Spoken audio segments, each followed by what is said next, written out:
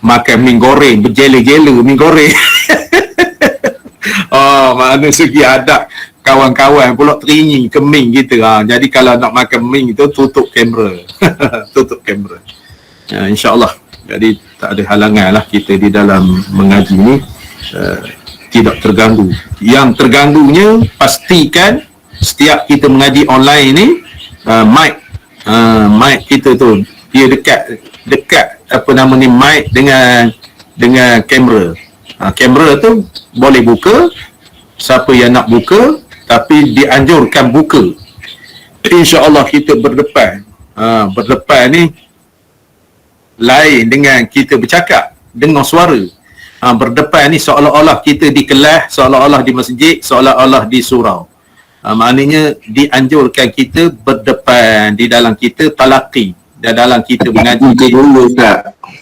Di depan. Bagus di depan. Menatap muka guru. Menatap muka apa nama, saling menatap di antara kita, dua hala. Jadi kalau sekiranya apa nama ni tak nampak muka tu tak apa juga. Tapi wajib naklah apa nama suara itu ditutup sebabnya terganggu. Saya ni bising ni pakai benda ni kuat sangat. Maknanya mungkin saudara pula bila banyak cakap tu dia bolong.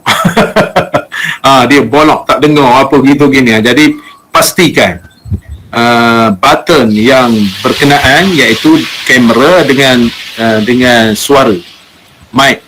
Mic tu hendaklah sentiasa ditutup. Kalau kita pakai telefon pun ada lambang mic tu. Lambang mic. InsyaAllah sebelum kita memulakan kuliah kita ni, dengan segala hormatnya saya minta buka kamera semua. Buka kamera semua. Nak tahu hak lari atau tak lari.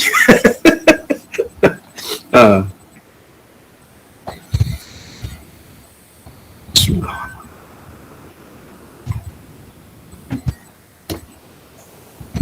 Abang Lee ni baru nampak muka ni, main tutup kamera sama 2-3 hari dah tak nampak. Malu agaknya. Sihat Abang Lee? Sihat? Alhamdulillah. Alhamdulillah. Jadi kita boleh mula ya? Ya. Assalamualaikum warahmatullahi wabarakatuh. A'udzubillahi minasyaitonirrajim. Bismillahirrahmanirrahim. Alhamdulillahi rabbil alamin. Wassalatu wassalamu ala asyrafil mursalin. Sayyidina wa maulana Muhammadin wa ala alihi wa sahbihi ajma'in. Rabbi syrah li sadri wa yassir li amri wahlul 'uqdatam min lisani yafqahu qawli. Subhanaka la ilma lana illa ma 'allamtana innaka antal alimul hakim. La hawla wa la quwwata illa billahil aliyyil azim. Qala al-musannif rahimahullahu ta'ala wa nafa'ana wa bil muslimin wa bi barakati 'ulumihi fid darain ya rabbal alamin. Innaka la tahdi man ahbabta walakin Allah yahdi man yasha. Tuan-tuan, puan-puan, saudara-saudari yang dirahmati Allah, sekali lagi kita mengucapkan syukur pada Allah Subhanahu wa taala atas limpah perkenannya, maka kita telah berjaya di kuliah pada pagi tadi, daripada pukul 9 pagi tadi hingga 10 pagi. Moga-moga ilmu yang kita paparkan, ilmu yang kita sajikan mendapat barakah di sisi Allah Subhanahu wa taala. Artinya kita boleh faham, kita boleh beramal, kita boleh mengamati sedikit sebanyak di dalam kehidupan kita. Yakin dan percayalah, ilmu agama sahajalah yang boleh membimbing kita, membimbing fizikal kita dan membimbing hati sanubari kita menghala ke hadrat Allah Subhanahu wa taala. Tanpa ilmu agama yang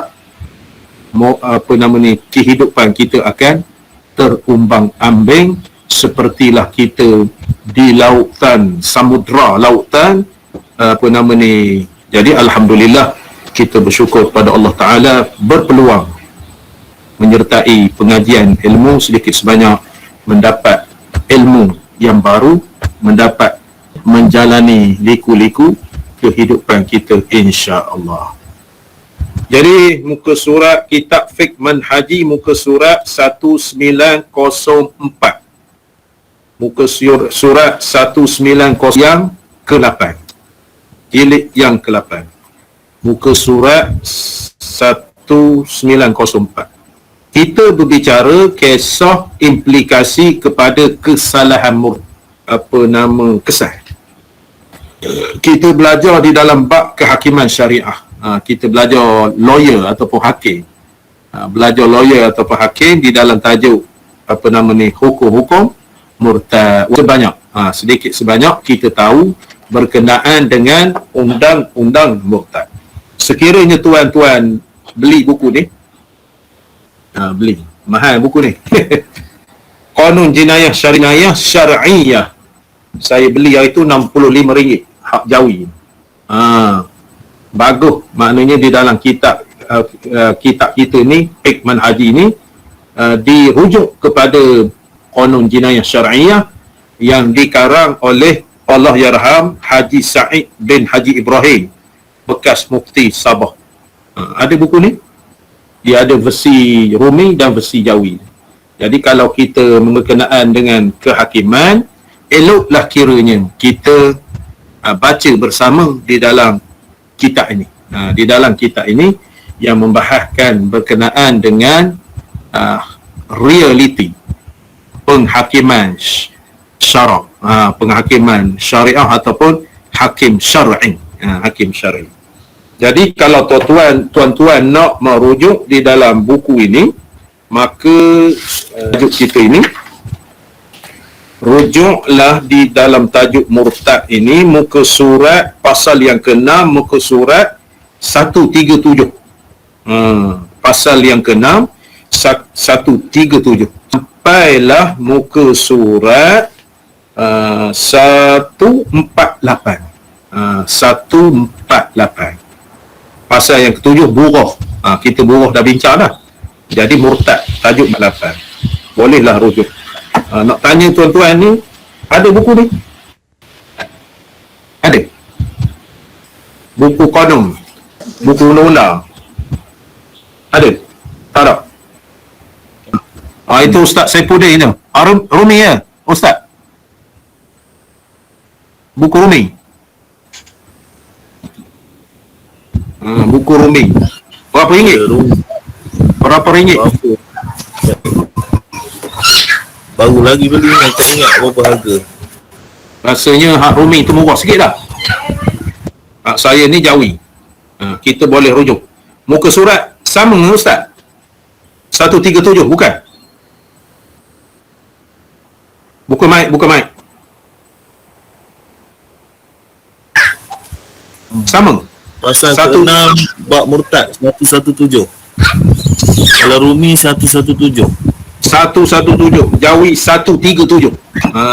Jadi tuan-tuan yang dirahmati Allah Ta'ala, kita berbincang kisah implikasi kepada kesalahan murtad. Kita tahu bahawasanya syarat-syarat pelaksanaan hukuman, dan juga kita tahu hukuman, kita tahu garis panduan tentang murtad.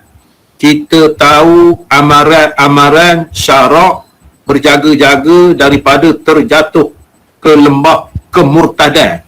Kita dah tahu dalil-dalilnya apa begitu begini. Jadi pada pagi ini implikasi. Sebelum ini muka surat 1903 tu syarat-syarat pelaksanaan hukuman. Kalau boleh saya ulang balik, pertamanya balik dan berakal.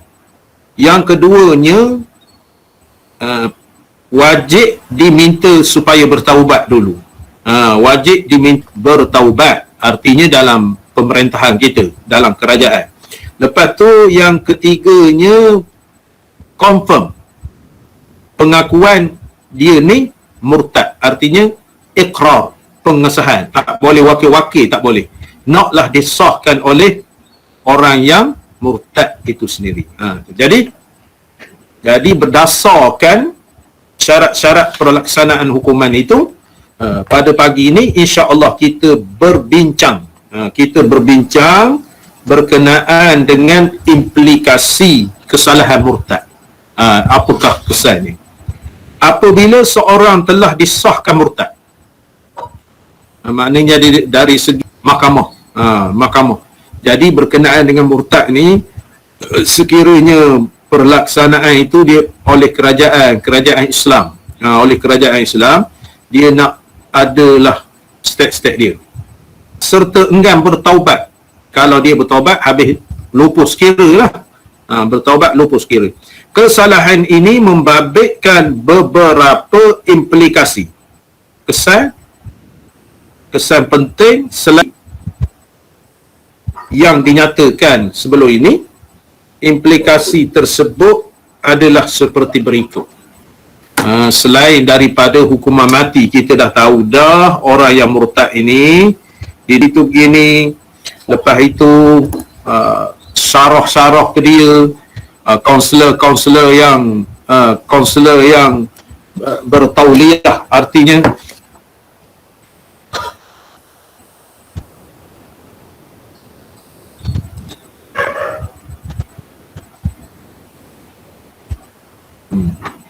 kaunselor yang bertauliah, kaunselor pakar-pakar ataupun peguam nasihat kepada dia begini berkaitan dengan dia murtad. Ni, maka implikasinya, kesannya, sebelum perkara-perkara lain, dia ni hukum bunuh. Man baddala dinahu faqtuluhu. Sabit dengan hadis Rasulullah sallallahu alaihi wasallam, diriwayatkan oleh Bukhari. Berkenaan dengan murtad ni, itulah rujuknya. Man baddala dinahu faqtuluhu. Maknanya siapa menukar agama, bunuhlah dia setelah step-step yang dilaksanakan oleh kerajaan, oleh pemerintah. Jadi sebelum itu, implikasi dia, sebelum bunuh tu implikasi dia. Nombor satu, kesemua hartanya akan ditahan. Bila sabit dia mengaku apa begitu begini, setelah perbicaraan di mahkamah, implikasinya ni dijatuhkan hukuman, kesan dia dijatuhkan hukuman bunuh, hukuman bunuh. Di sebalik itu, kesalahan murtad ini akan memberi kesan kepada perkara-perkara berikut. Artinya, nombor satu, hartanya akan ditahan. Harta ini akan diletakkan di bawah jagaan pemerintah atau wakilnya dan akan hanya digunakan mengikut keperluan. Sekiranya pesalah bertaubat dan kembali ke Islam, harta ini akan dikembalikan kepada pemilik dia, kepada yang murtad tadi. Dengan ini, jelas bahawa sepanjang kemurtadan ni, harta ini masih diakui sebagai miliknya. Sekiranya pesalah enggan bertaubat dan dihukum mati, telah dibatalkan sebaik sahaja dia murtad. Ini bermakna taraf hak miliknya bergantung kepada keputusan sama ada dia bertaubat atau mati. Itu kesan dia. Harta dia itu ditahan.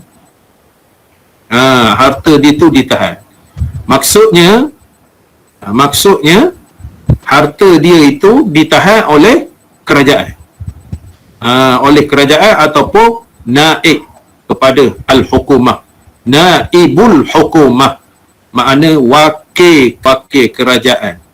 Wakil kerajaan. Maknanya harta dia itu ditahan oleh kerajaan.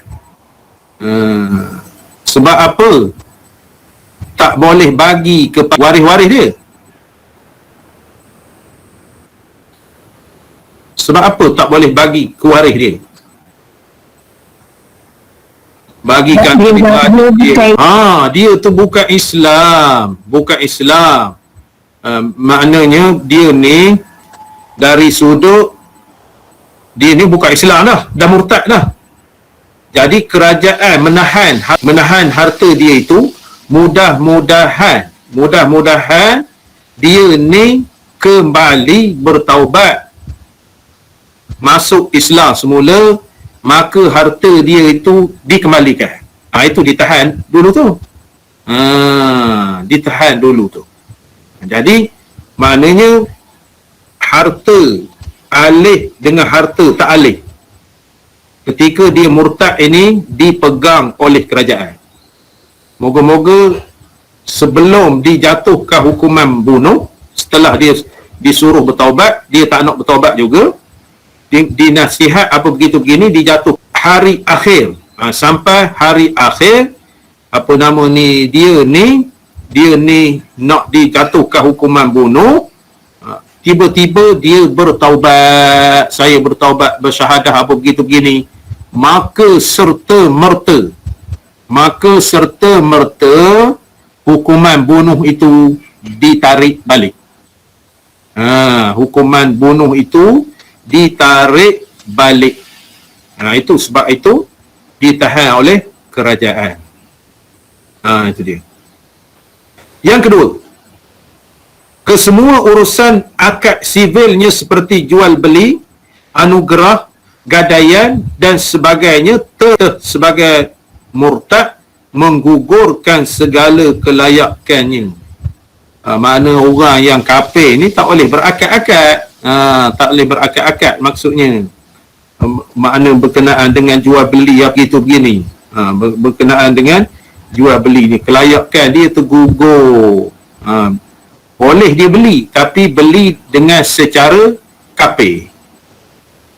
Bukan makna dia tak boleh beli secara kafir, berakad. Jadi kalau Cina keling ni, ibarat kata kafir ni, dia boleh beli-beli begitu saja.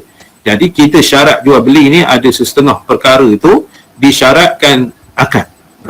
Disyaratkan al-muta'aqidah ni. Ketiga, gugur segala hak untuk mewarisi antara dia dengan saudara maranya.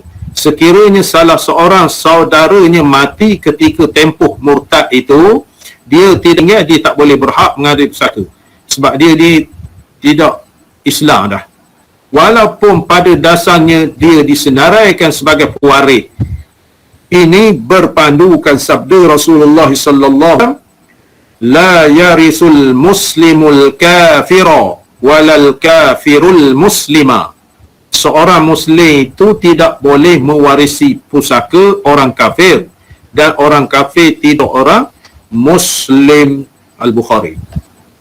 Dia tidak boleh mewarisi. Di dalam pelaksanaan hukum dia tu, sebelum dijalankan, takdirnya ayah dia meninggal, boleh mewarisi harta pusaka ayah dia. Sebab dia murtad kan lah. Sebab murtad.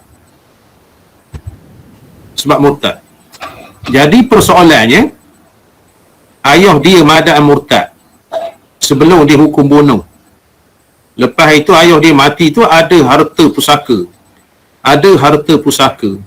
Lepas itu ayah dia meninggal, harta pusaka itu hak ayah dia.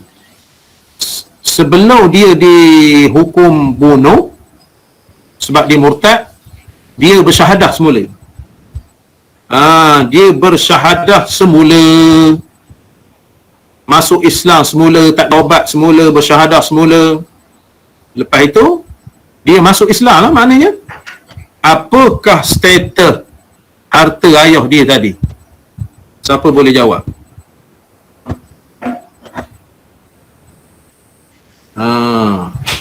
Apa boleh jawab? Tuan Guru, boleh dapat semula lah tu kalau dia boleh dapat semula sebab dia Islam balik. Dalam tempoh dia murtad itu, ayah dia meninggal, lepas itu harta itu dibahagikan terus. Adik-beradik dia, mak dia dibagi, tolak dia kafir. Lepas tu 5 mak dia dapat 1/4 harta pusaka, 1/8 harta pusaka ayah dia tu. Harta pusaka ayah dia tak, ataupun suami dia 4 tak termasuk dia. Adik-beradik 4 laki-laki semua. Jadi laki-laki ni sama banyak tak termasuk dia. Dah bagi semua. Dah bagi. Tak lambat proses hukuman bunuh dia tu. Murtad. Bila dia Islam, macam manakah hal ehwal berkait yang pusaka dia dibahagikan? Siapa boleh jawab?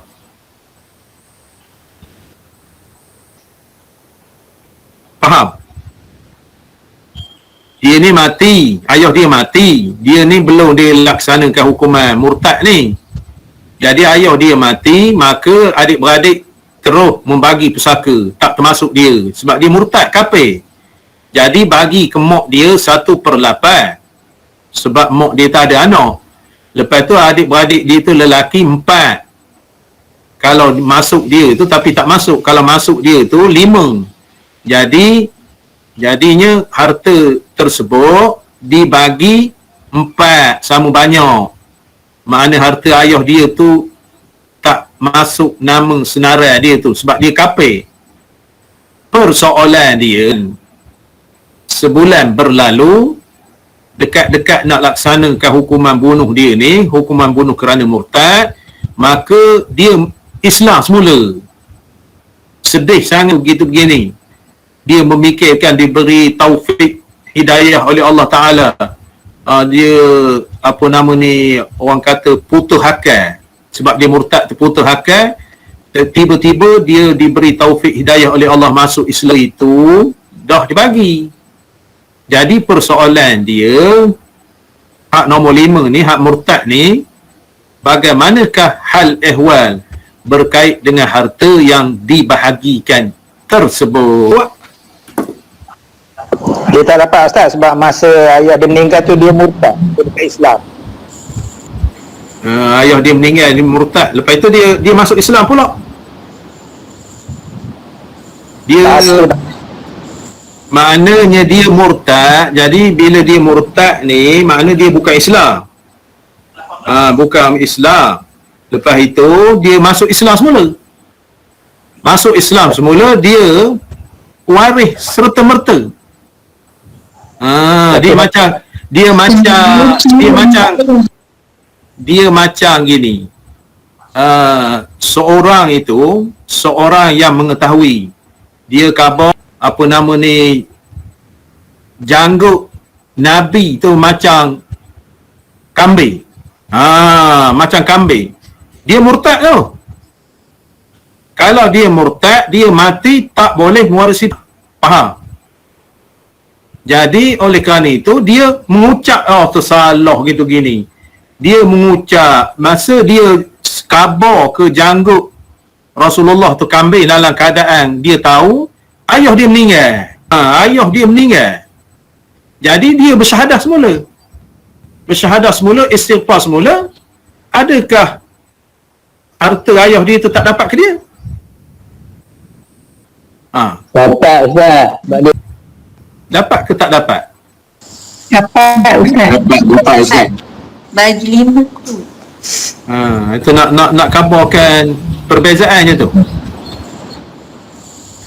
Yang sebenarnya di dalam law dia ni dijatuhkan hukuman bunuh oleh kerana kemurtadan dia. Maka harta pusaka itu tidak boleh dibahagikan dulu. Tidak boleh dibahagikan dulu.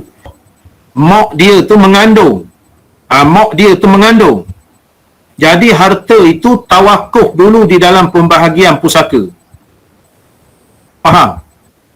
Harta itu tak boleh bagi. Sebabnya adik dia ni, adik bongsu dia ni, ayah dia meninggal dalam keadaan mak dia mengandung. Dalam keadaan mak dia mengandung 4 bulan. Contohnya, ayah dia meninggal. Bila ayah dia meninggal, artinya harta yang peninggalan itu harta pusaka. Di kategori harta pusaka. Anak 4, yang dalam kandungan 5. Jadi tak boleh pusaka itu dibahagikan. dulu. Baby tu lahir, adik-beradik dia ni lahir, anak ayah dia yang kelima. Jadi bila lahir, pastikan lelaki ataupun perempuan. Lepas tu, kesan dia, tiba-tiba harta itu ditahan dulu bagi pesaka tu. Mak dia melahirkan adik dia. Jadi bila melahirkan adik dia, harta pusaka itu naklah dibahagi berapa? 5. Dibahagi 5. Lepas itu tengok adik dia ni lelaki. Contohnya lelaki. Tiba-tiba seminggu sesudah itu adik dia ni meninggal. Itu macam mana nak bagi?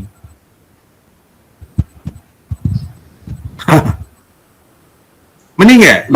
Bahkan adik yang meninggal tu kena bagi pula adik-beradik dengan mak dia yang masih hidup. Maknanya bahagian kita contohkan 4 bahagian.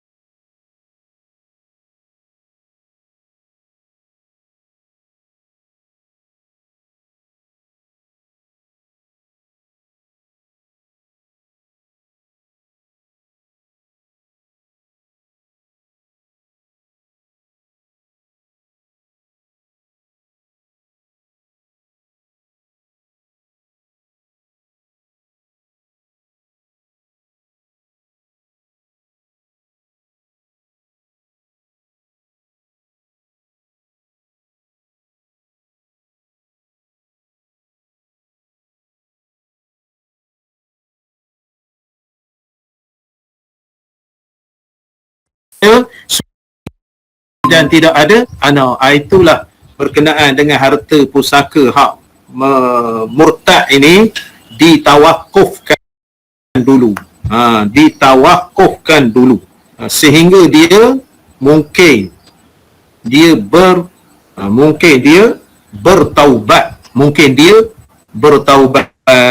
Jadi kalau dia tidak bertaubat terus dihukum bunuh, maka harta ayah dia itu tadi tidak ada berkaitan dengan dia sebab agama lain. Agama yang lain. Jadi apabila mati dalam keadaan harta banyak berlainan agama, maka harta yang murtad ni tadi tidak boleh diambil, oleh ahli waris dia. Sebaliknya harta benda dia itu diwarisi oleh Baitul Mal. Itu dia. Pesalah dipisahkan daripada isterinya dan akad nikah mereka digantung.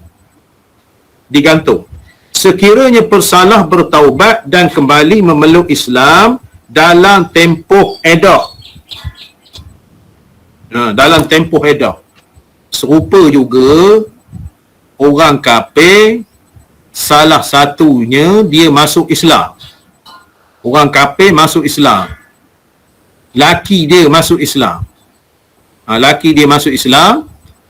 Bini dia tak masuk Islam lagi. Dalam kitab I'anatul Talibin dalam bab musyrik. Hukum musyrik. Orang kafir. Jadinya orang kafir masuk Islam, laki Islam, Maknanya dia ni bini dia tak Islam, anak dia tak Islam.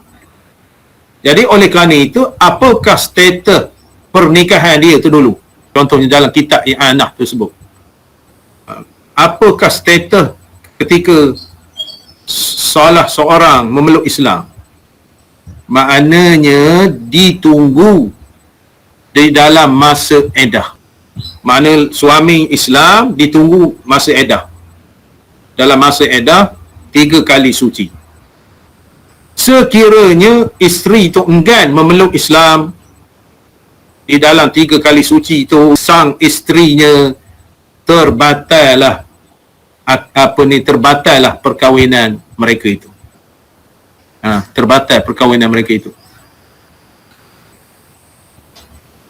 Sebenarnya isteri itu masuk Islam, maka tak perlu kahwin pula. Tak perlu kahwin pula. Kerana dia tu dalam agama, di dalam agama kafir dia, iaitu dia suami isteri istilahnya. Jadi istilahnya suami isteri, bila suami, dan perlu diingatkan juga, suami isteri dia nikah, adakah dia nikah itu dia ada agama? Contohnya agama Buddha, agama Kristian, apa gitu gini. Jadi kalau dia ada agama, Islam mengiktiraf supaya tidak perlu akad nikah semula. Tidak perlu akad nikah semula. Sebaliknya kalau tak ada agama, dia tak ada agama, main ikut-ikut saja. Jadi bila tidak ada agama, semasa dia kafir, masa dia kafir dulu, dia masuk Islam, suami isteri, kita tanya, awak ni masa dulu ada agama ni, awak nikah ni? Dia khabar agama, tak tahulah agama, tapi masa saya nikah tu, makna berpusing pada pokok. Berpusing pada pokok. Jadi berpusing pada pokok tu pahaman dia, agama dia, dia kira iktibar.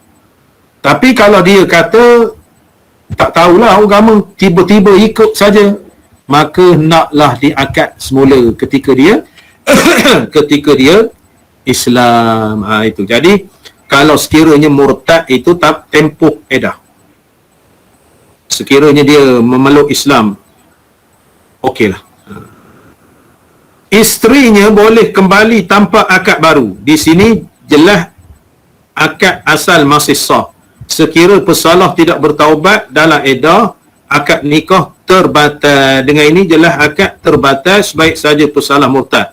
Sekiranya pesalah bertaubat selepas tempoh tersebut, dia hanya berhak kembali kepada isterinya melalui akad dan mahar baru. 3 kali suci tadi, dalam proses nak hukum dia ni, habislah iddahnya. Tak? Habis iddah. Orang murtad ni habis iddah tempoh tu. Faham? Dia ni status dengan isteri dia. Status dengan isteri dia, tempohnya 3 kali suci bagi isteri dia. Ini murtad, berlainan agama. Maka 3 kali suci, dalam tempoh 3 kali suci tu, dia ni masih sah akad dia. Tetapi dia boleh bersama dia. Sebab dia dah kafir dah. Sekiranya dia ni bertaubat semula, bini dia balik lah. Bini dia balik. Sekiranya dia dalam masa iddah tu, proses-proses dalam masa iddah tu, habislah masa iddah kali suci, maka terbatallah nikah dia itu. Tiba-tiba dia ni masuk Islam semula. Maka tempoh iddah, makna tempoh bertenang tu dah habis. Suami dia bersyahadah balik. Maka ketika itu maka terpisahlah dia dengan isteri dia tu. kalau dia nak kembali kepada isteri dia itu, maka akad baru dan mas kahwin baru. Akad baru dan mas kahwin baru. Lepas tu status. Maknanya bukan melalui kaedah rujuk lah. Bukan, tak boleh. Dia kalau dia ni rujuk ni bercerai. Rujuk ni bercerai dalam akad yang sah. Dia ni berlainan agama. Dia dah kafir murtad. Dia dah kafir murtad. Jadi diberi tempoh oleh syarak 3 kali suci. 3 kali suci. Sekiranya dia bersyahadah semula, bini dia Islam, dia ni murtad, maka dalam 3 kali suci itu tempoh dia, maka tak perlu akad baru. Kembalilah seperti biasa. Istighfar, lepas tu isteri dia tu isteri macam biasa. Isteri seperti asal. Kalau sekiranya habis tempoh 3 kali suci tu, tidak bertaubat, tidak bersyahadah, maka makna 3 kali suci tu habis dah, tiba-tiba dia ni bertaubat, syahadah balik, dia Islam balik, tempoh patrah kepada isteri dia tu, maka terbatallah dia akad nikah itu. Jika dia nak kembali kepada akad nikah itu ataupun kembali kepada pernikahan asal, dia kena akad baru. Dia kena akad baru dan mas kahwin baru. Jadi wali hakim dapatlah RM120 sebab akad baru. Sebab akad baru. Jadilah wali hakim. Ya? Naik pelamin semula lah. Naik pelamin semula. Tetapi dia ni tidak mengurangkan tolak. Kalau dia masih Islam dulu, dia bercerai, pernah masa muda-muda dulu cerai ke isteri dia, maka isteri dia tu tinggal tolak 2. Maka bila akad baru ni, tolak itu masih lagi 2, tak jadi 3 semula. Tu. Berbeza dengan Cina buta. Cina buta ni cerai ke bini, habis dah talak tu. 3 habis tu, dia nak kembali kepada bekas bini dia. Jadi dia suruh kawan dia tu nikah sekejap aja. Bila nikah sekejap, kawan dia nak nikah langsung lah. Itu Cina buta orang khabar tu. Tak boleh paksa. Jadi contohnya dia nikah dengan orang lain pula, bini dia tu nikah orang lain, lepas itu diceraikan. Apabila habis edah, bolehlah kahwin dengan laki nombor 1. Laki nombor 1 tu, akad nikah, mas kahwin baru, maknanya walau di Cina buta, jadi 10 jugalah kepada wali hakim. Maka bilangan talak 3 semula. Sebab dia dah habis 3, nikah baru 3 semula. Contoh. Boleh faham tak? Kita bab munakahat dulu. InsyaAllah. Jadinya satu contoh lagi, dia ni berpisah dengan suami dia. Tak kahwin, suami dia tu 5, 6, 7 kali dah kahwin. Makna panjang jodoh. Nak nikah semula dengan bini nombor 1 dulu. Dah cerai tolak 1. Dah cerai tolak 1 tapi tak rujuk dalam edah. Maka dia akad baru pula. Makna 120, walaupun pergi ke mana, ke situ ke sini, jadi wali hakim juga untung. Sebab itulah tuan-tuan, jadilah wali hakim.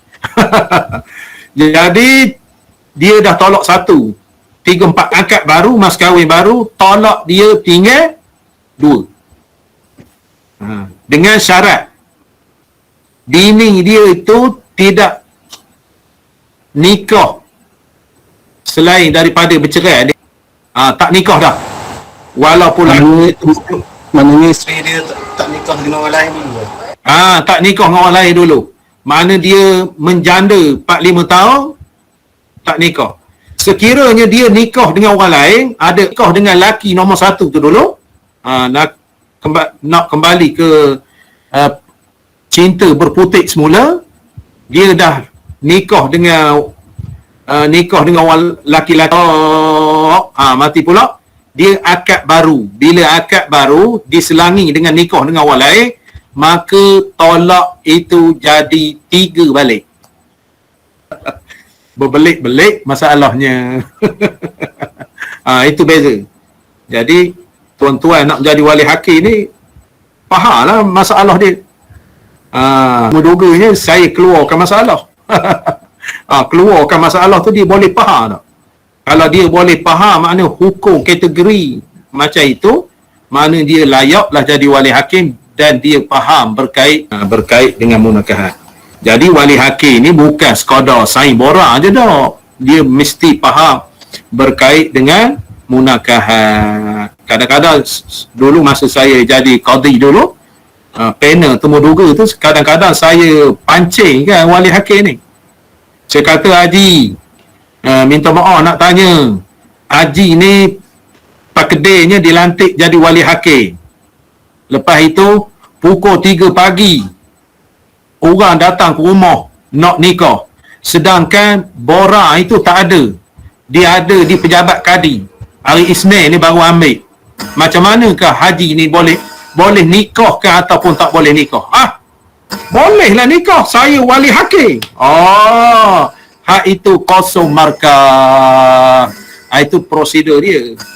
Maknanya borang tu selagi tak ambil di pejabat kadi, tak boleh nikah kan? Tak boleh nikah kan? Kedua, satu pasangan datang berserta dengan wali dia, berserta dengan saksinya. Apa nama ni? Ada borang. Ada borang dia bawa ke rumah haji pukul 3 pagi, pukul 4 pagi. Bolehkah haji menikahkan dia? Bolehlah, di kampung ada borang. Begini. Jawabnya tak boleh juga. Dia bawa borang ni kebenaran kadi tak ada. Mesti borang itu borang kebenaran kadi. Borang nikah itu diproses oleh pejabat agama yang dia beri ke wali hakim ataupun pengantin ni sekeping borang, dipanggil borang akuat akad yang telah disahkan oleh pejabat agama, memberi kebenaran kepada wali hakim. Sakitlah. Kita pancing kepada faham berkenaan dengan hukum hakam dan dia faham berkenaan dengan peraturan, makanya dia ni layaklah jadi wali hakim. Yang perkara yang keempat. Seterusnya, 4 perkara implikasi dia berkait dengan harta, berkait dengan akad jual beli secara Islam terbatal, lepas tu berkait dengan hak pewarisan, lepas tu berkait dengan isterinya ataupun suaminya berpisah dalam isterinya, tempoh dia maksudnya 3 kali suci dalam iddah. Itu 4 perkara implikasi. Kemudian terakhir, implikasi hukuman mati kepada pesalah murtad. Implikasi ini adalah selain daripada implikasi murtad yang dinyatakan di ini adalah seperti berikut. Pertama, haram dimandikan, dikafankan, disemayangkan kerana pesalah itu dihukum Islam.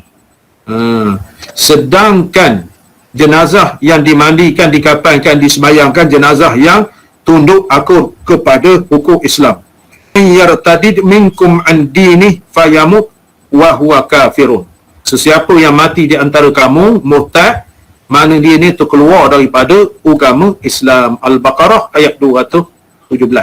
Yang kedua, tidak ya. Macam mana beza pengurusan orang Islam yang bunuh diri dengan orang yang murtad? Perbezaan. Ya. Kita ni orang yang membunuh diri tu, kita tak tahu bunuh diri tu di dalam keadaan dia tu sedar ataupun tak sedar. Itu kita andaian dia. Jadi kita orang Islam yang bunuh diri, menggantung diri, maknanya kita melihat kepada adakah dia membunuh diri, keadaan dia dalam keadaan dirasuk, keadaan dia hilang akal, keadaan dia dimasuk oleh syaitan, keadaan dia pendek akal. Kita tak tahu. Jadi bagi orang Islam membunuh diri, kita kena hati-hati. Sebab sekiranya dia bunuh diri di dalam keadaan dia dikontrol oleh iblis syaitan, maka kita menengok kepada zahir saja. Maka oleh kerana itu kita tak tahu di dalam keadaan membunuh diri itu dia sedar ataupun tak sedar, maka kita jalan selamat. Kita jalan selamat, kita naklah urus secara Islam. Ataupun kita tak tahu dia tu menggantung diri itu, artinya dia dibunuh, kita tak tahu, tidak ada siapa saksi. Jadi jalan selamat kita bimbang kita salah tanggap, salah tanggap, maka kita uruskan dia secara Islam. Dia membunuh diri dalam keadaan sedar apa begitu begini, maka terserahlah kepada Allah Subhanahu Wa Taala. Kita hidup di dunia ni, kita lepas dah. Janganlah sekali-kali bila orang Islam membunuh diri, kita kabur. Membunuh diri, kita kabur. Andaiannya kita campur ke dalam sungai Pahang, bagi makan buaya. Itu tak betul. Jadi andaian kita. Jadi kita uruskanlah 4 perkara. Janganlah disisihkan dia, maknanya hantar yang tepi sungai, hantar tu tak boleh. Bimbangnya kita tersalah andai. Tersalah andai, maksudnya saya ada menguruskan dulu di Temeloh dulu, bunuh diri lah budak muda dalam bilik. Dalam bilik, maksudnya dia bunuh diri, dia lepas itu tak tahu masa bila minum racun, lepas tu masa bila dia menggantung diri dia pada kipas. Tak tahu. Jadi orang tanya saya pukul 3 pagi. Saya kata hukumnya naklah dilaksanakan secara Islam. Di kampung ni sibuk dah. Kita tak boleh tanah di kubur Cina ngelapo gini. Kampung cepat sangat lah. Kita. Lepas itu saya pun telefon ke mufti. Mufti Kabong berkenaan dengan ini gini. Kita bimbang juga, kuasa terakhir lah kita rujuk ke mufti. Maknanya dia kata ustaz ni pahaman ni betul lah, dia kata pahaman betul, kita mengandaikan dia ni tak sedar apa begitu gini, jadi dihukumkan di perkuburan Islam. Itu pengalaman saya. Dihukumkan. Orang kampung ni pula nak hantar dia tengah tepi hutan, nak hantar tepi hutan sebab dia bunuh diri. Saya kata tak boleh, mesti di bumi lapang ataupun tempat biasa saja. Tempat barulah senyap. Baru senyap. Kita tak boleh nak bunuh diri campur dalam Sungai Pahang. Sungai Pahang ni nak beri makan buaya. Kita nisbahkan tidak ada nilai. Nak beri makan buaya. Buaya Sungai Pahang ni bukan makan orang dah. Tak makan orang. Tak ada pun dengar cerita buaya Sungai Pahang ni makan orang, tak ada. Walaupun di Kuala Pahang tu tak ada. Dekat angkasa tu ada buaya, dengar ceritanya. Buaya besar bah katanya. Buaya baik-baik. Tu dia. Kedua, tidak boleh dikebumikan di tanah perkuburan orang Islam, sebaliknya jenazahnya di kawasan perkuburan Islam. Maknanya nak kebumi macam bangkai je lah tu. Maksudnya bimbang busuk bau gitu gini dikebumi kalau, tapi tidak ada mandi kapan. Sebab ketiga, kesemua saudaranya tidak boleh mewarisi pusakanya kerana hubungan yang diakui oleh Islam, persamaan agama telah terputus. Ini berpandukan hadis di milik pesalah, tambahan pula hak milik pesalah hartanya digugurkan kerana murtad. Walau bagaimanapun perkara ini tidak dapat diputuskan melainkan setelah pesalah disahkan mati, menjelaskan bahawa pesalah murtad tidak lagi dianggap sebagai sebagai pemilik setelah murtad. Itulah implikasi lain murtad. Artinya implikasi yang pertamanya, kesalahan murtad ni harta, akad, lepas itu tempoh sekiranya ada isteri. Tempoh. Yang keduanya, implikasi kepada murtad yang telah dihukum ni, tak boleh diselenggarakan seperti orang Islam, tak boleh dikebumikan ke kubur orang Islam, tapi dia nak diasingkan. Lepas tu saudara mara dia terputus. Terputus hak saudara mara dia, melain berbeza orang masuk Islam. Orang masuk Islam, anak dia masuk Islam, tak putus dengan mak ayah dia. Tak putus dengan mak ayah dia, adik-beradik dia. Tetapi harta mewarisi tak boleh. Dia boleh masalah orang masuk Islam, Cina. Dia berhak menghormati mak dia, ayah dia. Jadi bukan putus mak ayah dia dah masuk Islam, anak dia masuk Islam. Tetapi dia ni mewarisi harta. Kalau dia mati, mak dia tak boleh mewarisi. Kalau harta mak ayah dia tak boleh. Kekeluargaan tetap sama. Jadi habislah kita panjang lebar berkenaan dengan hukum murtadi.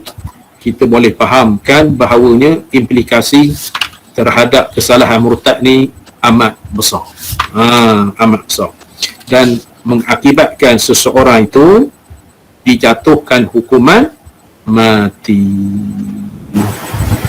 Dia jatuhkan hukuman.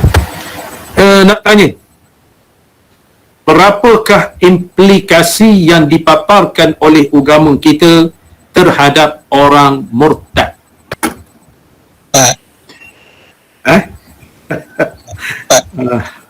Soalan pancing tu.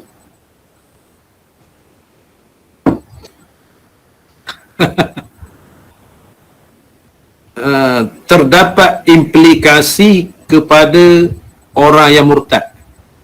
Tujuh. Tujuh. Maknanya implikasi bagaimanakah?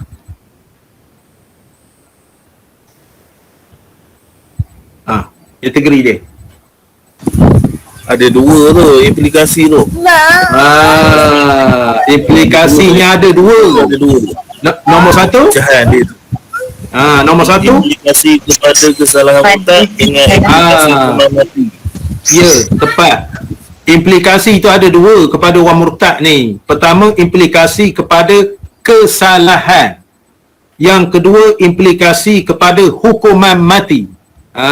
Itu dia. Soalan pancing. Soalan pancing.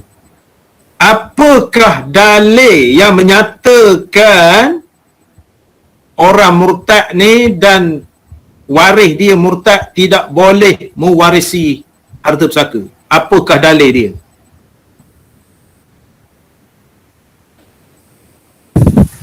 La yarithul muslimul kafir wala kafirul muslim.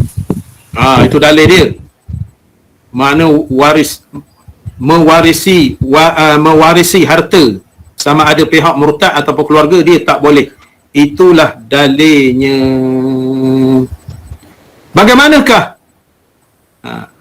Bagaimanakah urusan akad dia?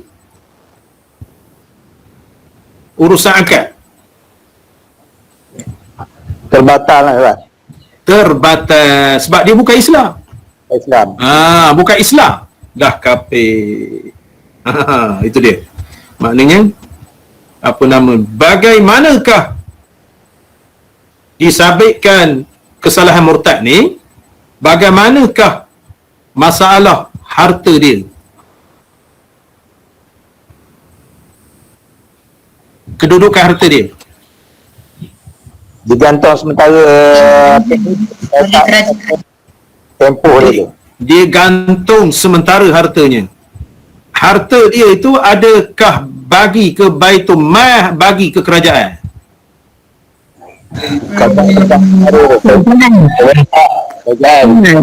Jagaan pemerintah. Pemerintah kerajaan, bukan Baitul Mal lagi. Baitul Mal tu dah mati dah. Baitul Mal tu pulang ke Baitul Mal tu setelah dia dihukum pancung contohnya. Jadi semua harta dia itu ditahan sehingga dia dihukum mati. Harta dia itu ditahan oleh pemerintah. Sebab apa?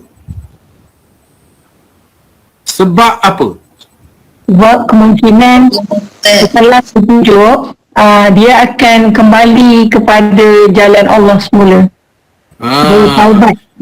Maknanya dia tahan tu boleh jadi dia ni kembali kepada agama Islam. Bila kembali kepada agama Islam, dia ni harta dia tu dipulang balik. Berkenaan seseorang isteri suaminya murtad, bagaimanakah tempoh dia nak dikira ikatan perkahwinan dia tu sah lagi? Bagaimanakah tempoh dia? 3 kali suci lah. Sebelum 3 kali suci dia kena rujuk. Kena masuk Islam. Kena bertobat. Sebelum 3 kali suci,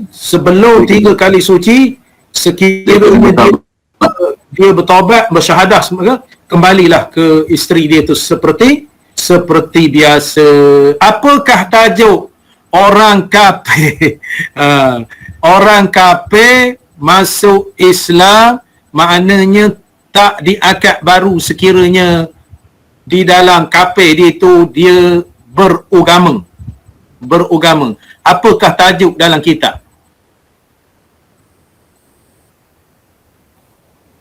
Tak ada dalam buku ni. Tajuk dalam kitab apakah? Yang saya sepintas lalu saya sebut. Mana orang kafir ni dia masuk Islam. Bila masuk Islam, jadi dia tak perlu akad dah. Sebabnya dia diiktiraf agama dia. Agama maknanya tawah pada pokok, tawah pada busuk umpamanya. Jadi nikah itu tajuk apa dalam kitab?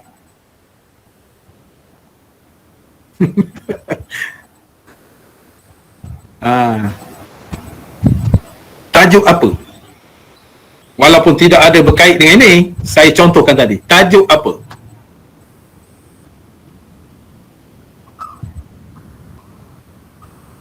Sudah ustaz ni panjang pula dia kata. Dah lebih pukul 11 ni. Tajuk apa? Mengaku? Mengaku? Tak mengaku tak berhenti ni. Gua tak ingat. Tajuk Al-Musyrik, nikahul musyrik. Nikah orang kafir. Ketika dia kafir tu ada upacara agama. Bila dia masuk Islam tidak perlu nikah semula. Nikahul musyrik dalam kitab tu. Kitab apa? Ikhlas. Tak tepat. Saya sebut tadi kitab apa? Walaupun dalam kitab lain ada, saya sebut tadi. Kitab apa?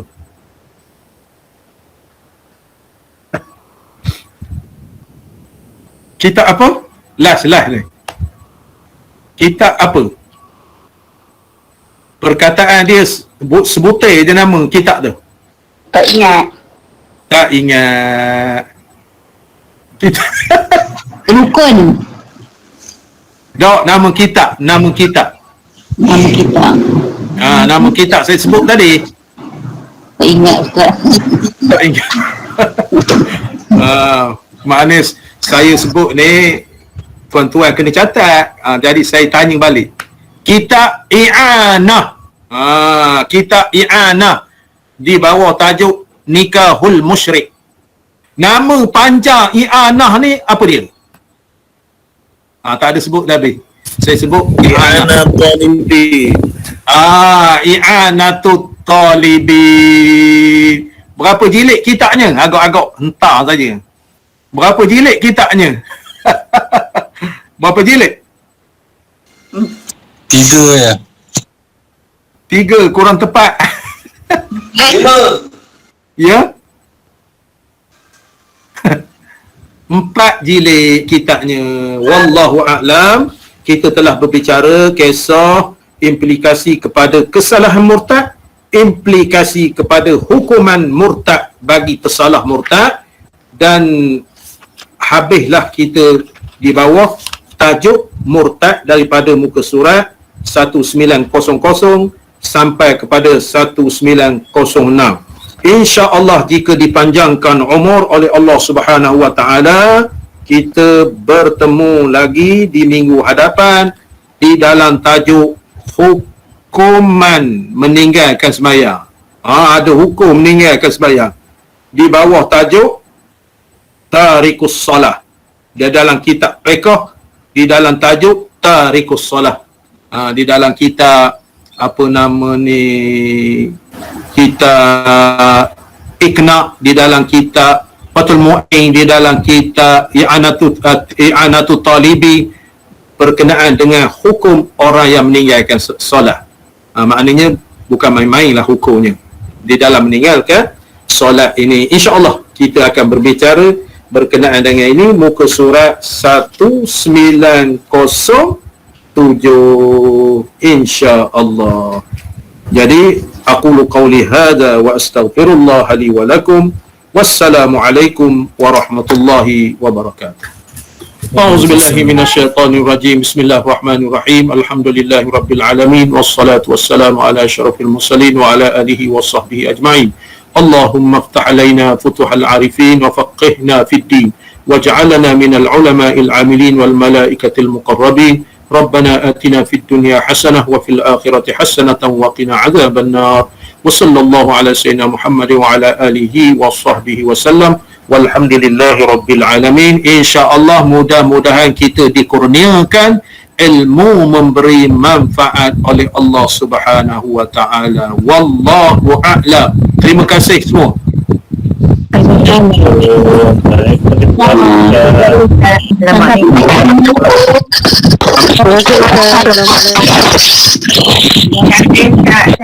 Sama-sama.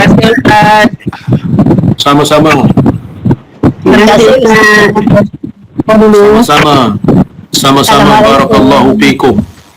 Terima kasih Ustaz. Assalamualaikum. Sama-sama. Waalaikumsalam warahmatullahi.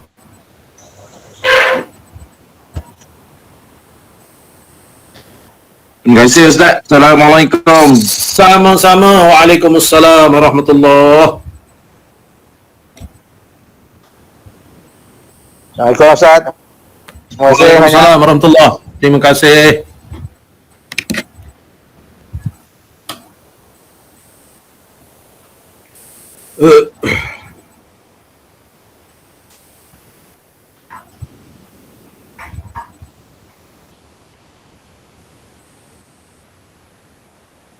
Terima kasih Tuan.